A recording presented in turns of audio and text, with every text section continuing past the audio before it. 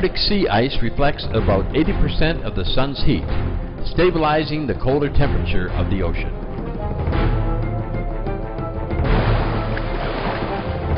Based on the latest satellite data cited in a December 2007 article, National Aeronautics and Space Administration climate scientist Jay Zwally predicts that nearly all the ice could be gone from the Arctic Ocean by the end of summer 2012.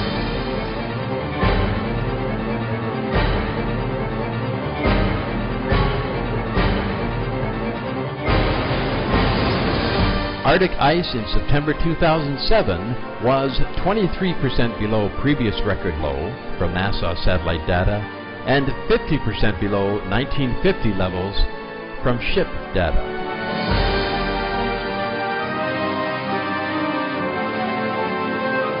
Other records surpassed. Greenland surface ice loss is now 400% greater than 15 years ago.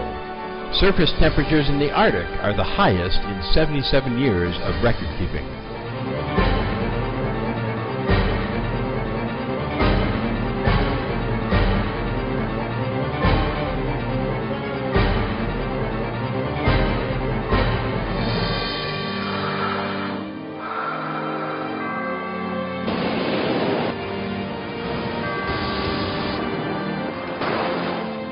There is hope.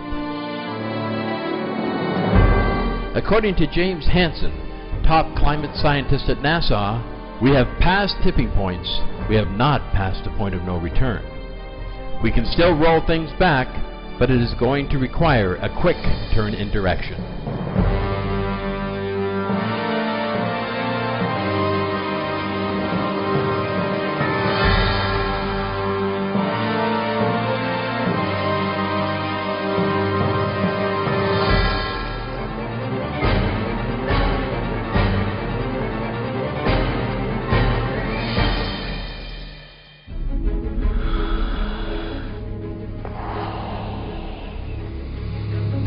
Dr. Gerald Dickens, Associate Professor of Earth Science at the prestigious Rice University located in Texas, USA, and Editor-in-Chief of the American Geophysical Union's Paleoceanography Journal, stated in an interview with Supreme Master Television. But it turns out that most of the carbon, about 93% of it, is in the ocean, not trees or in the atmosphere.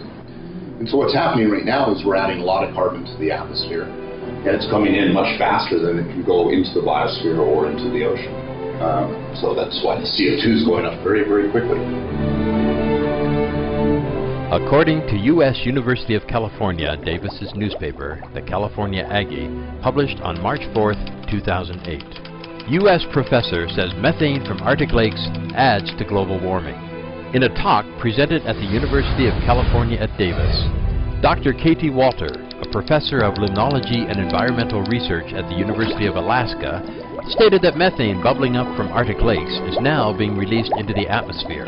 This is due to melting of the lake's permafrost layers resulting from climate change.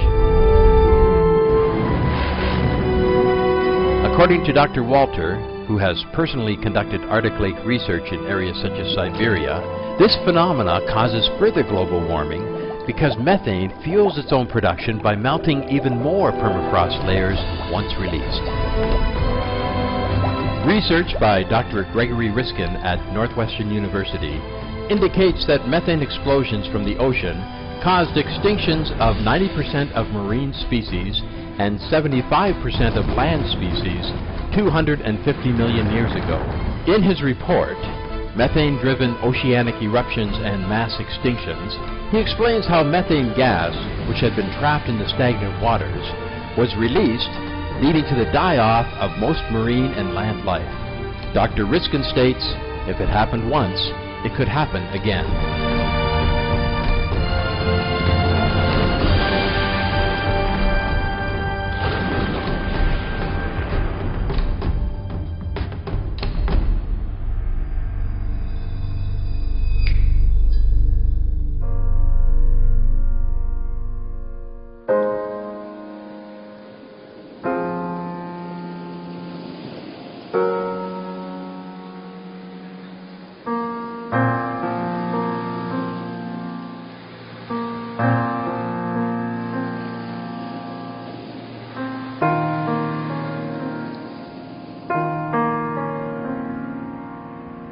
I wanted to ask, if you had a message for the leaders of the world, what would you say to them? I would say to them, use their mighty power to change the diet of the planet and adopt immediately new technology, sustainable energy, and set an example by themselves by becoming a vegetarian or vegan. Use their mighty power, use their example to set a new diet for the planet, the vegetarian diet. Yes. Thank you, Master. They first have to be vegetarian, and then they use their power. Truly, they could do that by forbidding meat as well, by citing all the harm that meat would do to humans and the planet. Forbid meat eating, just like forbid smoking cigarettes and drugs. There's also another kind of harmful drug. Some of the diseases related to meat consumption and/or production: swine flu, Ebola reston virus. Cured meats and fish increase leukemia risk in children. Antibiotic-resistant superbug infections from a strain of Staphylococcus aureus. Blue tongue disease, E. coli, Salmonella. Bird flu, mad cow disease or Creutzfeldt-Jakob disease, 90% of the population at risk.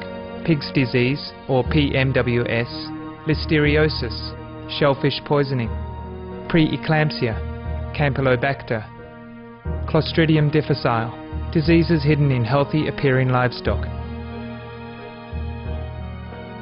Some of the costs of meat eating. Infertility.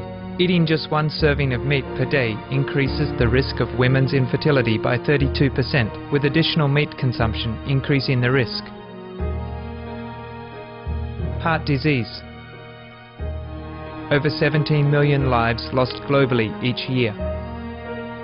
Cost of cardiovascular disease is at least $1 trillion a year. Cancer, colon rectal cancer. Over 1 million new colon cancer patients diagnosed each year, more than 600,000 colon cancer-related mortalities annually. In the United States alone, colon cancer treatment costs about $6.5 billion. Millions of people are newly diagnosed with other meat-related cancers every year. Diabetes. 246 million people are affected worldwide. An estimated $174 billion spent each year on treatment in just the United States.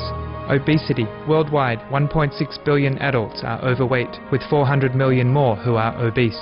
Costs $93 billion each year for medical expenses in the United States alone. At least 2.6 million people die annually from problems related to being overweight or obese. Environmental. Use up to 70% of clean water. Pollute most of the water bodies. Deforest the lungs of the earth. Uses up to 43% of the world's cereal.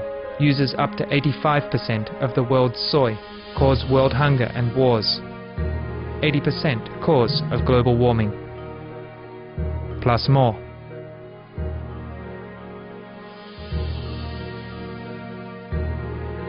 Some of the costs of milk consumption.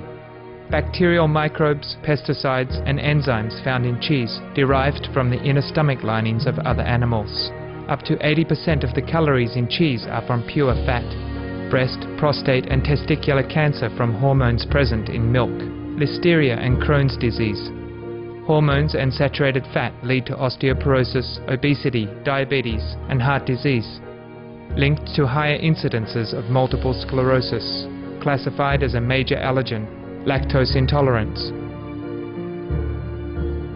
Plus more.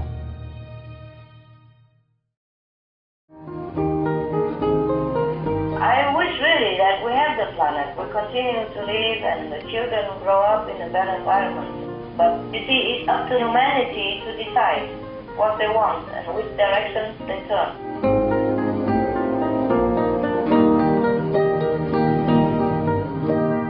Master, since stock breeding is the major cause of greenhouse gas, it looks like vegetarianism would be a solution, but do you think it would be enough?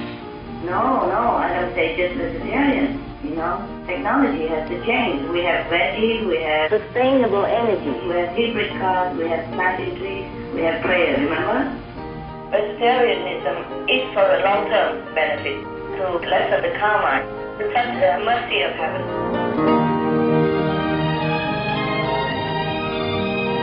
Master, If you had a message for the world, what would it be? That I love them very much.